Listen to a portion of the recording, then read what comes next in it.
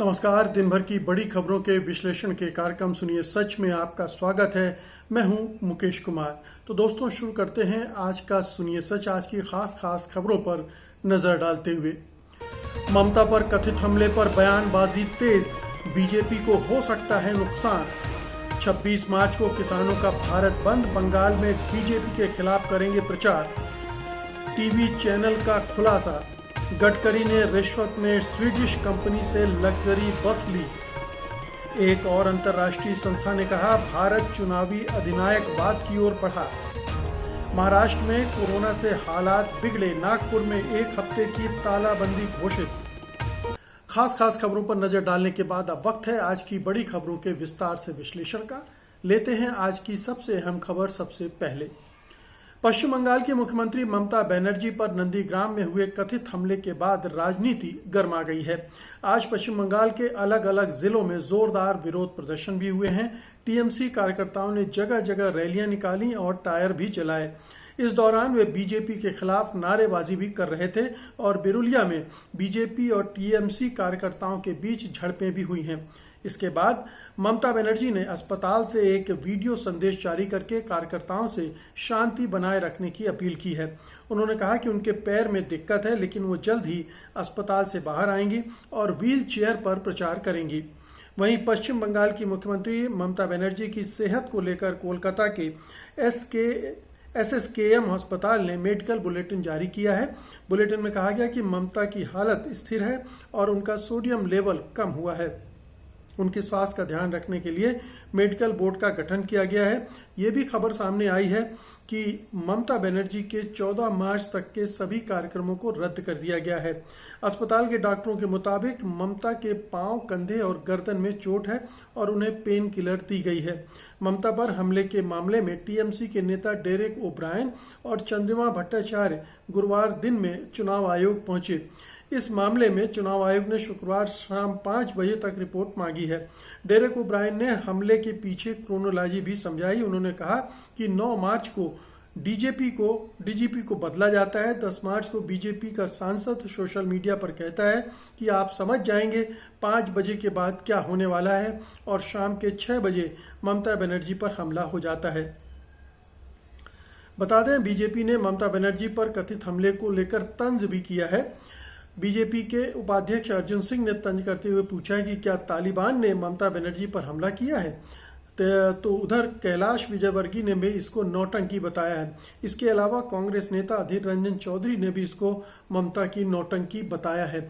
तो एक पूरी राजनीति ममता बनर्जी की गिरने या उनको जो नुकसान पहुंचा, चोट पहुंची, उसको लेकर हो गया है। अब ये हमला था, सुनियोजित हमला था या एक हादसा था, ये अभी स्पष्ट नहीं है। लेकिन ऐसे मामले खासतौर पर चुनाव के दौरान राजनीतिक बन जाते हैं और उनको जो भी पक्ष जितना भुना सकता है भुनाने की कोशिश करता है। तो ममता बनर्जी और उनके समर्थक अब पूरे जोर शोर से मैदान में उतर पड़े हैं कि ये बीजेपी के द्वारा किया गया हमला है, करवाया गया हमला है, और उनका उद्देश्य जाहिर है कि ममता बनर्जी को नुकसान पहुंचाकर, उनको चुनाव प्रचार में उनकी बाधा डालकर और चुनाव हड़पने का एक पूरा अभियान है। और जो डेरेक ओब्रायन ने एक पूरी क्रोनोलॉजी समझाई है, उसके तहत भी यही होता है।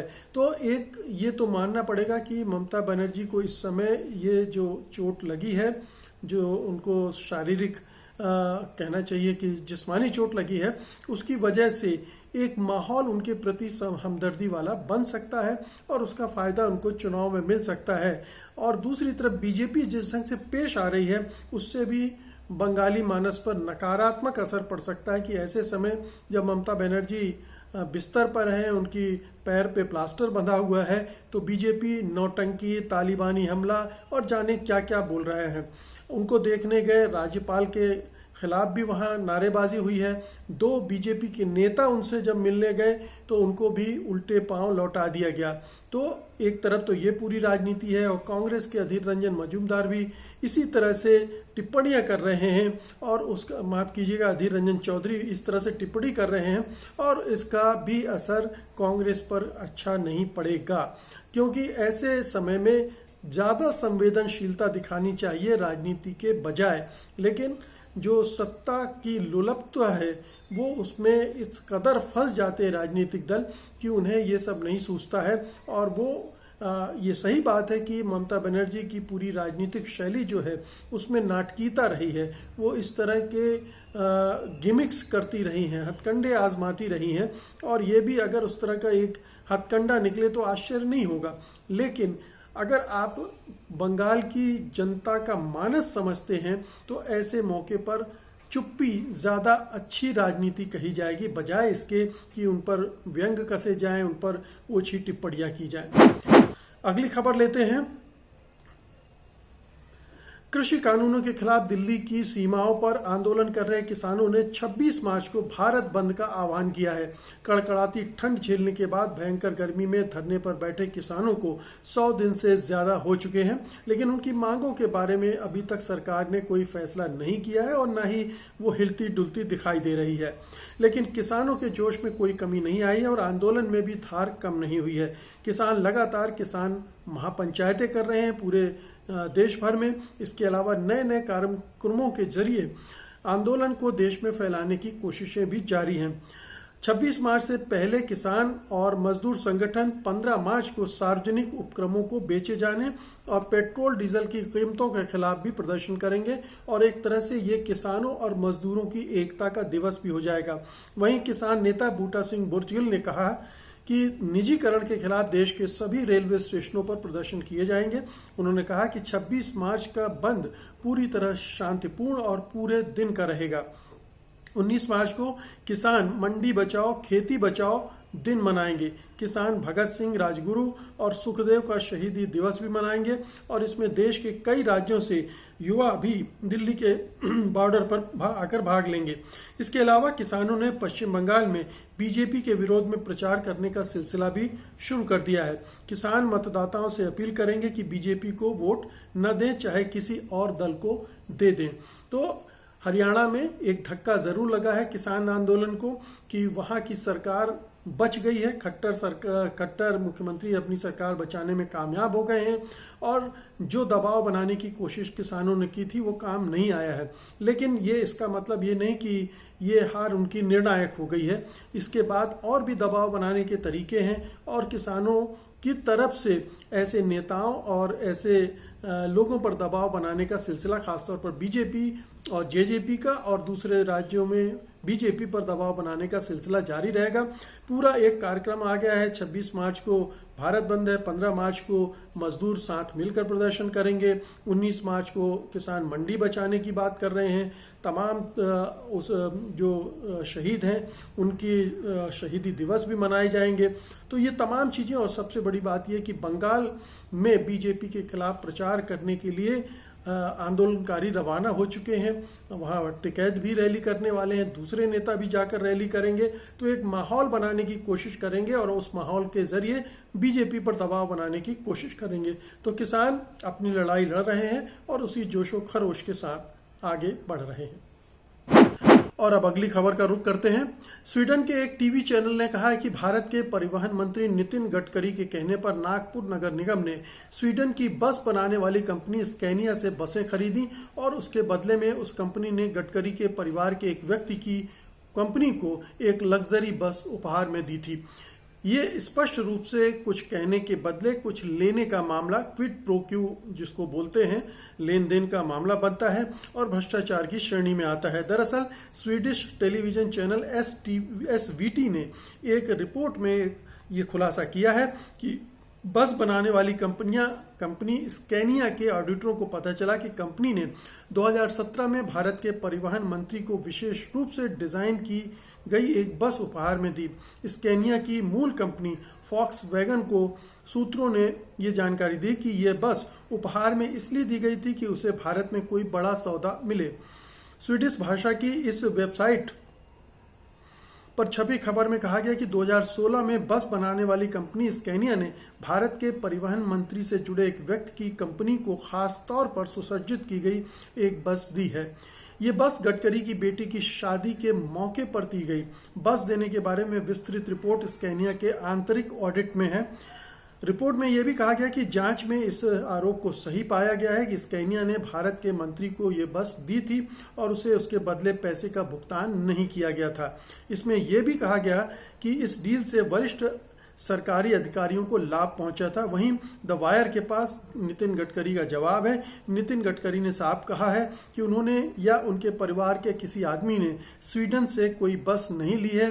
ये खबर बेबुनियाद, मनगढ़ंत और दुष्टतापूर्ण है। सवाल उठता है कि अगर स्वीडिश कंपनी ने वॉक्सवैगन ने ये बस दी थी तो वो बस कहाँ है? बस जिनको दी गई थी, जिस कंपनी को दी गई थी, वो कंपनी भी हिंदुस्तान में ही है। जिस मौके पर दी गई थी वो भी सब जानते हैं। तो इसकी तहकीकात होनी चाहिए और ये कोई मुश्किल काम नहीं है ये साबित करना कि बस मिली थी या नहीं मिली थी और कब मिली थी और कैसे मिली थी और क्यों मिली थी और उसके भुगतान किया गया था कि नहीं उस बस के एवज में। तो ये सारी चीज़ें बहुत ही स्पष्ट हैं क्योंकि इस कंपनी के इंटरनल ऑडिट में ये सारी चीज़ें दर्ज हैं और उनका जो ऑडिट हुआ है उसमें ये साबित हो चुका है कि हाँ, इस कंपनी ने भारत में ये बस, लग्जरी बस दी थी और उनका सीधा इशारा नितिन गडकरी से है। तो नितिन गडकरी पहले भी एक पूर्ति घोटाला हुआ था, उसमें फंसे थे, किसी तरह से उससे बाहर निकल पाए हैं और अब ये एक दूसरा घोटाला उनके ऊपर आ गया है। और न केवल उनके ऊपर बल्कि जो मोदी सरकार है उसके ऊपर भी एक प्रश्न चिन्ह फिर से लग गया है कि वो ना खाऊंगा ना खाने देंगे की बात करते हैं। लेकिन राफेल में भी वही खेल होता है, इस सौदे में भी ये हो रहा है और कई और ऐसी सौदे निकल कर आए हैं जिनमें खेल की बात कही जा रही है। तो क्या बात है कि सरकार चुप है? सरकार को की तरफ से इसका जवाब आना चाहिए और अगर कुछ ऐसा कंपनी ने कहा है डॉक्यूमेंट्स मंगवाकर और उसकी जांच की जानी चाहिए। आपको याद होगा कि स्वीडिश कंपनी ने ही बोफोर्स घोटाले की पहली खबर दी थी, स्वीडिश के मीडिया से ही वहाँ से ये खबर निकली थी और उसके बाद जो राजीव गांधी की सरकार का हुआ वो हम सब हश्र जानते हैं। दुर्भाग्यपूर्ण बात यह है कि उस समय मीडिया ज़्यादा जागरूक था, ज़्यादा कहना चाहिए कि वॉच डॉग की भूमिका में था, इसलिए इन रिपोर्टर्स को लेकर वो सरकार पर टूट पड़ा था। लेकिन आज ये रिपोर्ट, इस रिपोर्ट को आप मीडिया के कहीं कोने में पाएंगे। जो तमाम नेशनल कहे जाने वाले चैनल हैं उनमें ये खबर भी आपको देखने को नहीं मिलेगी। लेकिन इसकी जांच होना चाहिए, जांच की मांग विपक्षी दलों को उठानी चाहिए और इस मुद्दे को इस तरह से छोड़ना नहीं चाहिए।